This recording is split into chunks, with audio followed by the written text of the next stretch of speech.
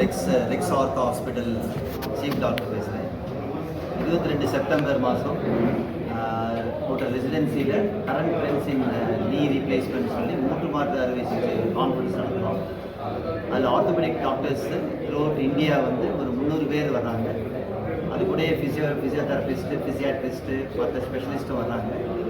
இது முக்கிய காரணம் என்னென்னாங்க, இது வந்து ஆர்த்தோபெடிக் டாக்டர்ஸ்க்கு அப்டேட்ஸ், இப்போ லேட்டஸ்ட்டாக ரொபோட்டிக் சர்ஜரியில் எப்படி மூட்டு மாற்று அறுவை சிகிச்சை பண்ணுறது, முழு மூட்டு மாற்றினா போதுமா, இல்லாட்டி பகுதி மூட்டு மாற்று அறுவை சிகிச்சை இருந்தால் போதுமா, அப்புறம் மூட்டு மாற்றாமல் வழிமுறைகள் ஏதாவது இருக்கா, முட்டி வலி சரி பண்ணுறதுங்கிறது ஆராய்வு செய்து ஒரு கான்ஃபரன்ஸ், ஒரு பேனல் டிஸ்கஷன் நடத்துகிறோம்.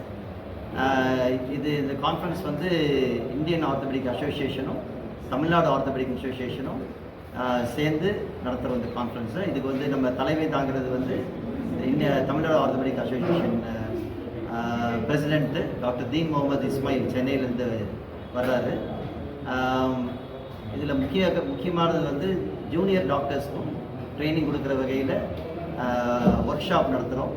அப்புறம் லைவ் சர்ஜரிஸ், அதாவது எப்படி மூட்டு மாறு விஷயம் ரொபோட்டிக்ஸ் முறையில் பண்ணுறதுங்கிற முறையிலும் ஆர்த்தோபெடிக் டாக்டர்ஸ்க்குள்ள கொஸ்டின் அண்ட் ஆன்சர்ஸ் ஏதாவது சந்தேகங்கள் இருந்தால் தீர்க்கிறதுக்கும் for is knowledge sharing platform மாதிரி யூஸ் ஆகும். ஸோ இதனால் நிறைய பப்ளிக் வந்து இப்போ லேட்டஸ்ட்டு டெக்னாலஜிஸு, இல்லை மாத்திரையில் எப்படி மூட்டு வலி சரி பண்ணுறது, இன்ஜெக்ஷன் மூலமாக சரி பண்ண முடியுமா, இல்லை கட்டாயம் சர்ஜரி தான் பண்ணுமா, சர்ஜரி பண்ணால் எது பெஸ்ட்டு, எது மினிமம், அதே மாதிரி எது இன்றைக்கி டெக்னாலஜியில் எது நல்லதுங்கிறது எல்லாமே பற்றி பப்ளிக் அவேர்னஸ் பண்ணுறதுக்காக இந்த ப்ரோக்ராம் நடத்துகிறோம்.